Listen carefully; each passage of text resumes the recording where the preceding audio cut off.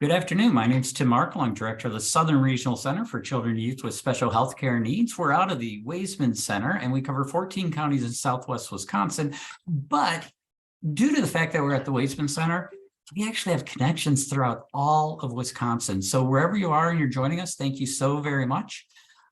This is Conversations on Showing Up for Kids, where we provide information to families who have children with special healthcare needs and young adults with special healthcare needs. Whatever people need in the system, we want to talk about it so that everybody knows what everybody needs to know. Today, I am very excited to talk about the Wisconsin Board for People with Developmental Disabilities, and we are joined by Jeremy Gundlach. Hi, Jeremy. Hey, everyone. Thank you for having me, Tim. I really appreciate it. Did I actually get your last name right? Close? You did. Yep. All right. So, Jeremy, I know you work for what I will probably now refer to as BPDD for the rest of the conversations, which is the shorthand for Board of People with Developmental Disabilities. So what exactly, what is this? I mean, it sounds all formal and crap. I mean, this whole board of people for people with developmental disabilities. I mean, like, do you have a big board room and a big table? No, it's nothing like that. It is formal though. So I'll kind of go through the elevator speech intro. So it is formal. So we are a board that is made up of volunteers, of people with disabilities, their family members, providers, state agency reps from all over the state, and they're appointed by the governor's office. And so it's actually a big year for us. We're celebrating our 50th year as the State Developmental Disabilities Council. And so every state and territory has a DD council or board. We'll get into that in a little bit. They have different names. But it's part of some old federal legislation that was signed back in 1970, but then it took a couple years to have it go through the state legislature. And so our charge and our funding comes federally, but we're run as a state agency and we're a state appointed board. And so we're charged with public policy and statewide advocacy. And so that is done in a lot of different ways. Some of you may have heard we do the annual self-determination conference. It's one of I'm a little biased because I work for BPDD, but it is one of my favorite conferences. It is so much fun. Of that. Yeah, exactly. And so much of it is, people with disabilities presenting. And so it has just a different feel. And I say that as someone who attended the SD conference before I worked for BPDD. I've always loved it.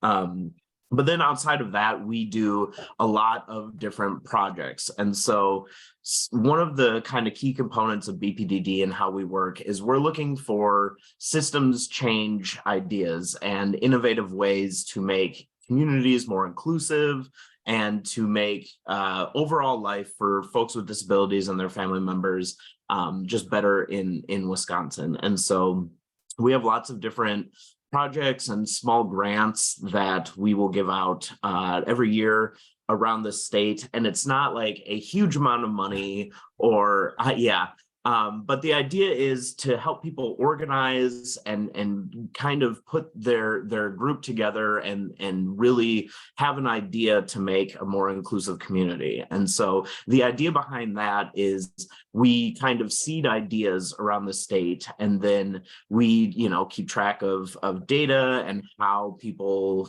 through stories, how things are going. And so if it's a good idea and it works, then there's a possibility for us to not only try to help them sustain their project through, technical assistance and trying to help them fund it for the future, but also to turn that into legislation. And, whether or not that legislation passes it matters, but we are going to push forward those ideas and those things to make a better Wisconsin for people. Either way, there are some times where we have great ideas that people have buy-in right away at the legislature and they're passed pretty quickly. Other times it takes several sessions to get the amount of buy-in and things like that. It's very complicated, right? Public policy is more than just a good idea, right? If all good ideas that were good for society were passed into legislation, we would be in a much better world, but that's just not the truth of the matter. And so we're a nonpartisan agency, which means we are not affiliated with one party or the other.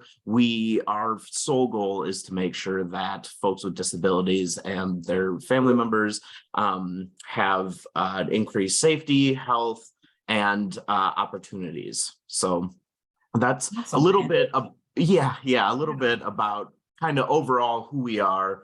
Yeah.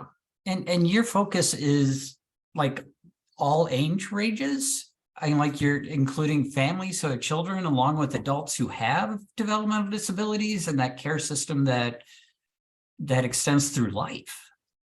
Yeah. And so, you know, you had sent me some questions ahead of time that we were going to talk about, and I was trying to put together answers that were very specific. Oh, I skipped to the third one. I'm so sorry about that. No. It's totally fine. Yeah, so I mean, a lot of what we do, while it's public policy focused, because we are a state agency and we have state reps from Department of Health Services, Department of Public Instruction, Department of Workforce Development, right? We have all these partners. And so while public policy is something we focus on, we also work a lot with like admin changes, admin rules in other state agencies, right? So we're kind of a go-to source for, hey, we're trying to think of ways to change the children support waivers, right? And then we have lots of connections to families and people with disabilities, and 50 years of experience doing this. And so we will work with them on, hey, this is not going to work out the way you think it's going to, right? And so that's not technically public policy, it's more of like administrative rule changes. But when working on a state system like that, or through public policy, it affects people for the lifespan. So that's one way we support younger kids. Another way is we were part of a group of organizations. We were one of the leaders in getting the supported decision-making law passed. It's been 5 years or so now. Time really flies, but that is an alternative to guardianship, although you can use it along guardianship. And so the idea is that there is no transfer of rights. It's a way to get supported without actually losing any of your rights. And so that is something that, while you think about 18 and you're becoming an adult and things like that, but in leading up to that process, it really is something that starts much earlier than at 18 in getting someone prepared for the adult world, especially someone with a disability, right? And we have lots of other projects, right? We have gone into a partnership with the Department of Public Instruction over the last year or so, and in order to work with groups that are historically underrepresented in services and supports.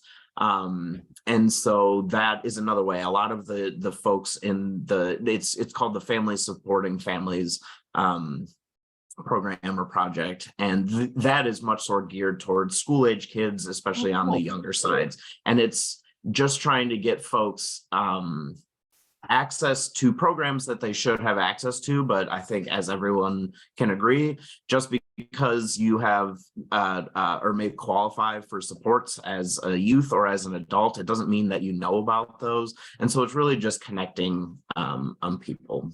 And then we have lots of transition age programs, right? The Youth Leadership Forum, which applications are open for. And I can get that link to Tim. I don't know if you follow up with an email or something after this. Yeah, absolutely, we do. So that would be great. And then I'll post it with the YouTube video as well. Okay, perfect.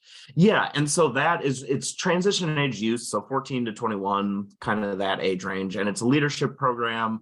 A lot about advocacy, and it's a week-long program. It's free. It's held in Madison at the Edgewood College, and youth come in from all over the state. They live there for a week. during the summer, and it's just packed full of speakers, activities. For a lot of youth with disabilities, it may be their first time kind of at a week-long retreat with just their peers. It's not just their peers, there are adults there, making sure everything is safe. We have a nurse on staff, right? Like there's all of that, but we take the youth to the Capitol so they can meet with their legislators or the legislators' staff. We talk a lot about employment, right? It's one of those things where as a youth, employment is, something to afford to do fun things. But as you get older, it's something that's very much so, it's your livelihood, right? In the society we live in, you work, and that's how you not only do fun things, but support yourself in general. And so yeah, that's a little bit of that. And I can put our website in the chat and send it to Tim also, as we do have lots of other training programs and grants and things like that. But just a quick overview. So heading back to the questions that I thought were important when we first talked. I know that the name is the Board for People with Developmental Disabilities. So what are you guys considering as a developmental disability? Who are the people that you are supporting? Yeah, and so that's kind of an interesting thing. I will get to an actual answer very quickly here, but if you don't, I'm going to accuse you of being a politician. Yeah. No, so there's a lot of talk about how do you label folks, right? And not just in the disability community, right? Is disability a somewhat pejorative term because you're saying someone has less ability, whereas with supports and maybe technology, that's more of a social construct, right? But as far as services and things like that go, the term developmental disability does have a specific definition, right? And it's also a little bit strange, but there's a state definition and a federal definition. Oh, wow. Yeah, and it's a little weird when you think about it, and very, it's the way the government has to do things, right? In order to get services through the state, and then at a federal level to have those funds and whatnot go into a state, there need to be those definitions. And so technically, a developmental disability is something that, I can actually pull up the official Wisconsin definition. So developmental disability means a disability attributable to brain injury, cerebral palsy, epilepsy, autism, Prader-Willi syndrome, intellectual disability, or another neurological condition closely related to an intellectual disability or requiring treatment similar to that required for individuals with an intellectual disability. And so it's just laying out kind of what intellectual and developmental disability are. The federal definition has age requirements, right? So it's and everything I just listed, and something that affects someone's development. So the federal definition says you have to acquire your disability before 22 in order for it to be a developmental disability. And so once again, this is all, from the way we look at it, it's somewhat semantics, right? I mean, for looking for long-term care supports, children waiver supports, it's very important to have those diagnoses. But for us, right, our charge is developmental disabilities. But if we can help the state or push legislation that affects people with developmental disabilities, more than likely it's going to affect people who don't have developmental disabilities but has some sort of disability, right? And so our charge is specific to that, but it doesn't mean that we're limiting what we do, right? Yeah. We're not writing public policy that is specific to developmental disabilities all the time, right? It's just a way to kind of organize things through the state government and federal government. Oh, it's confusing, but it does kind of make sense. Yeah, no, that does make sense to me. And I know that you guys are all about inclusion, and that you're not having people, verify their developmental disability credentials at the door. Right. You're highly welcoming. of people. And we are talking, and I did not give you this question, so I'm not sure if you're going to be able to pull it out or not, but we're talking a lot of people in Wisconsin fall under those definitions. I mean, I know with children and youth with special health care needs, the programs that I work with, is our statistics are somewhere around 20% of the children meet the federal definition of children and youth with special health care needs. And so I'm imagining this is a pretty large number of people in Wisconsin that would fall under the developmental disabilities or other disabilities category that you are working on finding policy for and supports for and helping the system work better for them. Are you about to ask me how many people exactly? Well, I thought I was going to give you time to Google it. So yeah, no, it's one of those things. So for reference, the CDC, they label not developmental disabilities, but the number of people with disabilities in general in the country is about 1 in 4, 1 in 5. And so we see that it's pretty much ubiquitous throughout every state, right? And so that's about the amount of folks with disabilities in Wisconsin. Developmental disabilities are obviously a smaller section of that. And it is hard, right? Like the state can collect data on that through people enrolled in long-term care, children's waivers, folks who have IEPs, right? There are ways to do that, but not everybody is participating in services, right? Or has an IEP or possibly does not have a diagnosis, right? And so that might seem strange at first, but not all developmental disabilities are something that you can look at someone and see, right? People have these invisible disabilities, right? And so someone who maybe has autism but has never actually gotten a formal diagnosis, they are someone who has a developmental disability, but they're not going to be counted in any sort of state statistic on that. And so that's not, it's not good, it's not bad, it's just kind of where it's at. And so I really don't have a good number on exactly how many people that is, but if you think about a fifth of the folks in Wisconsin have some sort of disability, and a smaller percentage of that is folks with developmental disabilities. I know it's not an exact number, but I don't know that we'll ever get an exact number. But I don't think we will either. And I totally relate to that. I have the same sort of problem trying to determine how many families of children and youth with special health care needs are in the Southern Regional Center, so I know how many I haven't reached yet. Right. Which is one way to look at it. So you had mentioned earlier that if you go to a different state, you may not find like Hawaii, if I was going to ever fly to Hawaii, the Hawaii board for people with developmental disabilities, but they would have a DD council. How? Yeah, and yes, and we are technically we're a DD council, right? So the difference in names, some of it gets a little technical, so I'll try to be somewhat broad, but for us specifically and for some other councils, the way that the state defines a board versus a council in what their role is, and once again, it kind of comes down to state government semantics, right? What a board or a council is and how they operate.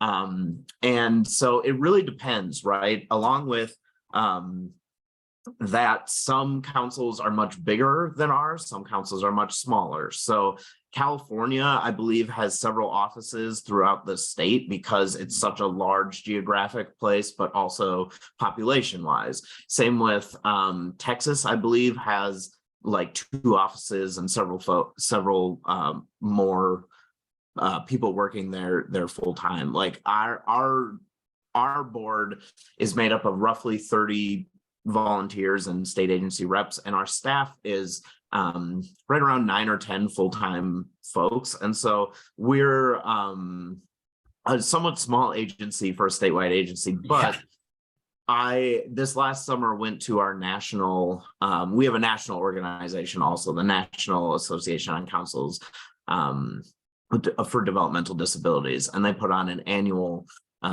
conference so we can share public policy that has gone well, advocacy things that have gone well, some federal initiatives that are happening, right? It's really great, but I met folks and their DD council for the state, because it's a smaller population state, they have maybe 2 or 3 employees, right? Oh, And wow. so, yeah, based on the state that you're in, the DD council or board, DD board will look a little bit different, but it's, we're all charged with the same thing, right? So one day at this conference this last year, we sat next to the DD council for Guam.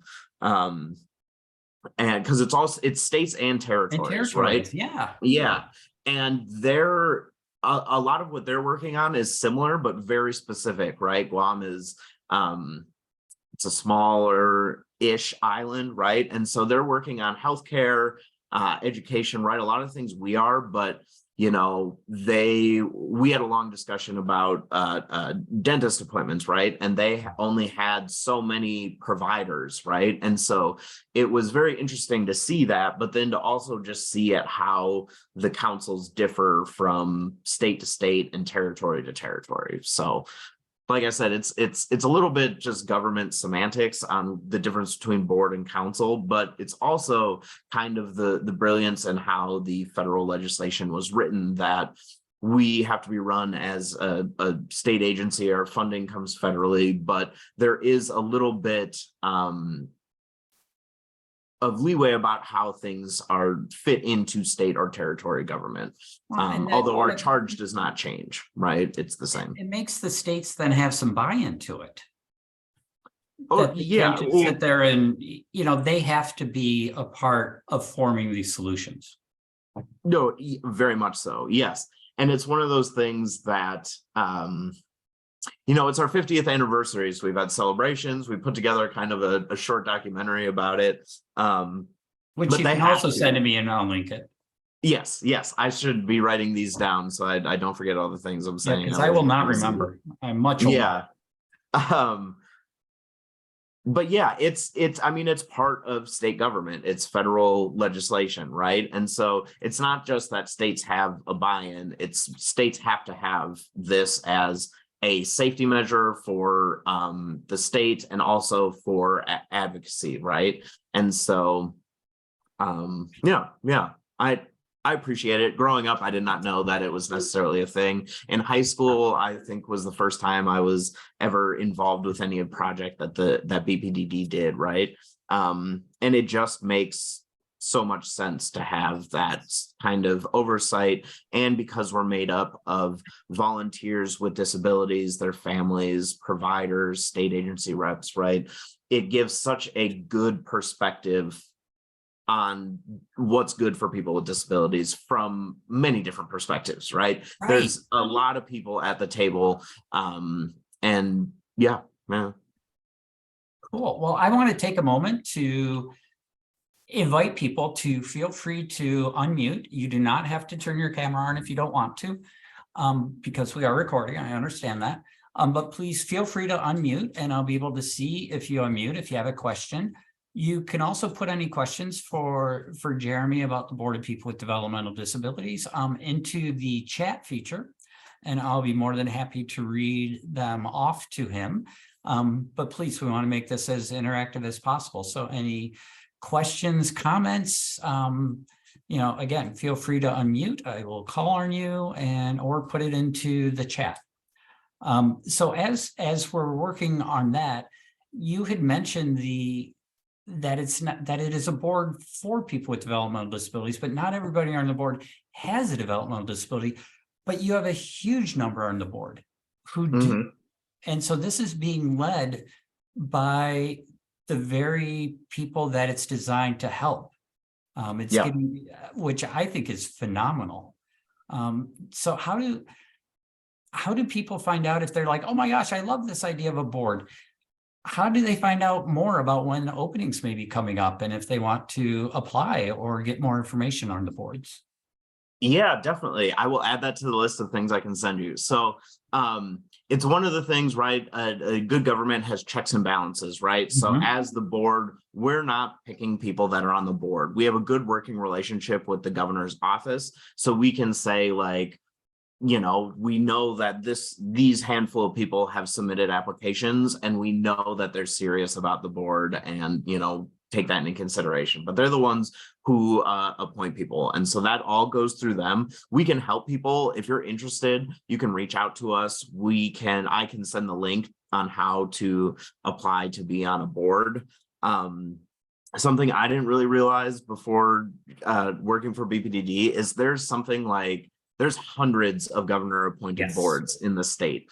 And a lot of people don't realize that, but if you can think of a potential group or issue that needs to be worked on, there's probably a governor appointed advisory council or board or task force, right? There's all these different words, but there are lots of ways. And so the application is online, and you can apply for everything through this one portal. And so you do have to go in and kind of be specific about, I want to apply for BPDD, right?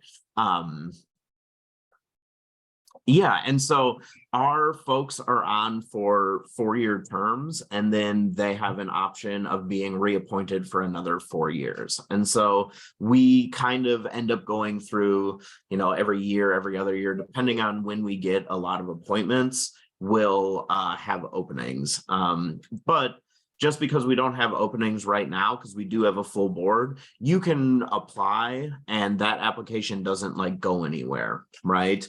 And then there's a chance when we do have openings that someone from the governor's office will reach out to you. And we do have very specific requirements on who has to be on the board, right?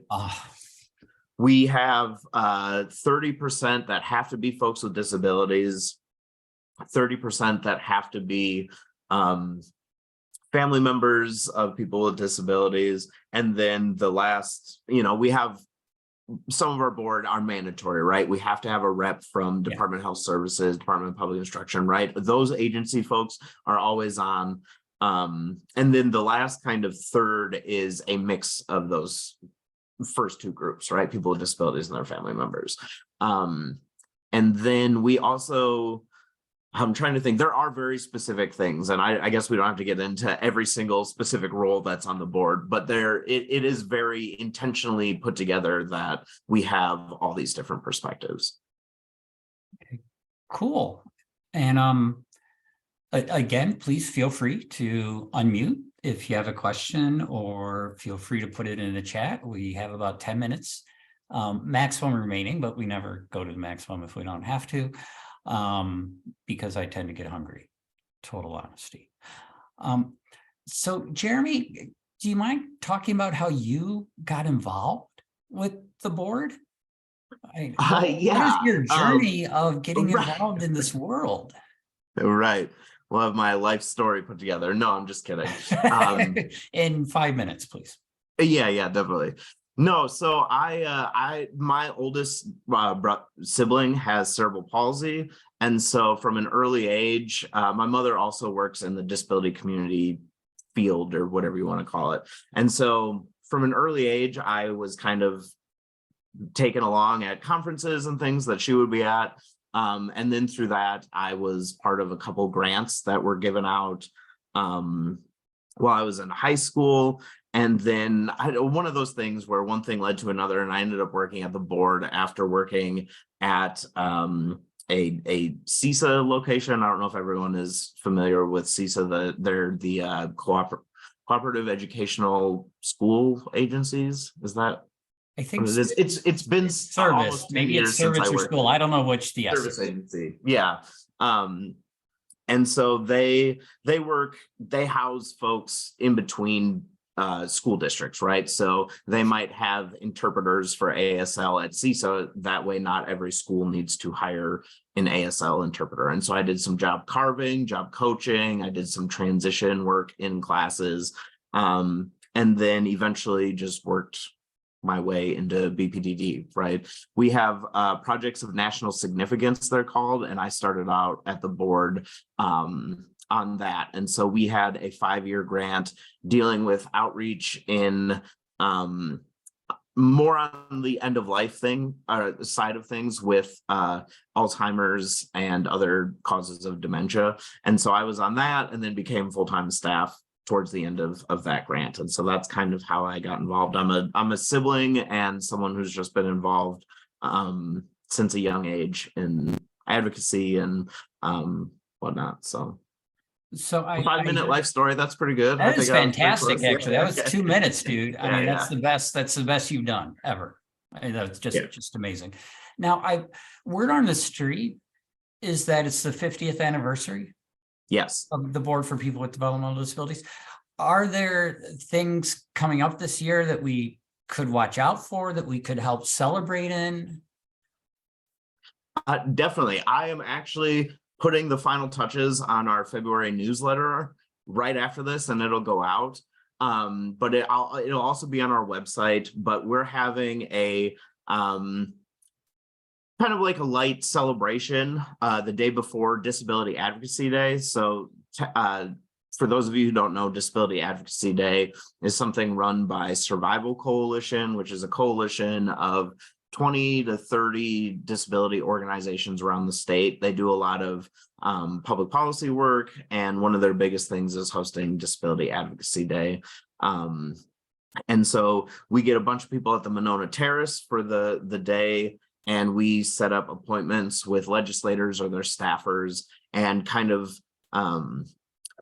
help people coach them ahead of time. I mean, there's lunch and whatnot, but then before the meetings, we have people at tables that help people kind of formulate their life story in 2 minutes, right? It's something that we help people do. And then talk about how to like relate that to priorities, right? For state budget, right? We're in a state budget year. And so it's very important for people, if you want something changed in the state, this is a really good time to get some of that stuff in the budget, so you don't have to, after the budget is put forth, try to get extra funding for a specific bill or something like that. And so what we're doing is Disability Advocacy Day is Thursday, March 23rd from about 9:30 in the morning till 3:30, depending on when your meetings are and whatnot. And so the night before, at the Monona Terrace also, we're going to have from 4 to 6, it's Wednesday, March 22nd, we'll be having a reception, right? It's not going to be a total sit and have presentations, but we want people to be able to come meet our staff. Our board members will be in town for Disability Advocacy Day and our board meeting. That's actually going to be we're a working board, so we're going to be working the day up until we have the reception. And so the short kind of documentary where we interview past board members and staff, we'll show that, and I'm sure our chair and our executive director will say a couple words, talk about where we've gone, what our hopes are for the future, and then like I said, light refreshments and just kind of meet and greet from 4 to 6. And it's we'll have more specific agenda, right? Like if you want to see the documentary, it's on YouTube. I'll send it to Tim. But if you want to be there for some of that, probably get there sooner. But come as you want. And then, I mean, the real celebration is Disability Advocacy Day, right? The best way to celebrate us being around for 50 years is to get out, get to the Capitol, and advocate for more change. Wow, I can't think of a better statement to end the section on the Board for People with Developmental Disabilities than that one. So again, last chance for anybody to unmute or put anything into the chat room, but if not, we're going to slowly wind this thing down, slowly, to give you time to maybe get some thoughts together if you want. But I am so excited to, I mean, I thought I knew everything that I could possibly know, and I learned some stuff about the board today. So thank you, Jeremy, so much for being on here. I look forward to now making more work for you to get those links that I will then send out to everybody who is on the call today. And then we'll also get it posted when we get the recording up. So thank you so much for being here. Thanks for all the great work that you do and that the board is doing. And congratulations on turning 50. The board, Thank you. not you. Yeah, definitely. I put my email in chat. I'm the communications director at BPDD. So if anyone has questions that you think of afterwards, feel free to reach out. And then I will send you those links this afternoon right away. So thank you for having me also. Oh, Much appreciated. Thank you so much. Have a great rest of your day. I am going to, because I know some people aren't comfortable with recording, so I'm going to stop the recording. If there are any questions people would like to ask off air. So one moment, please.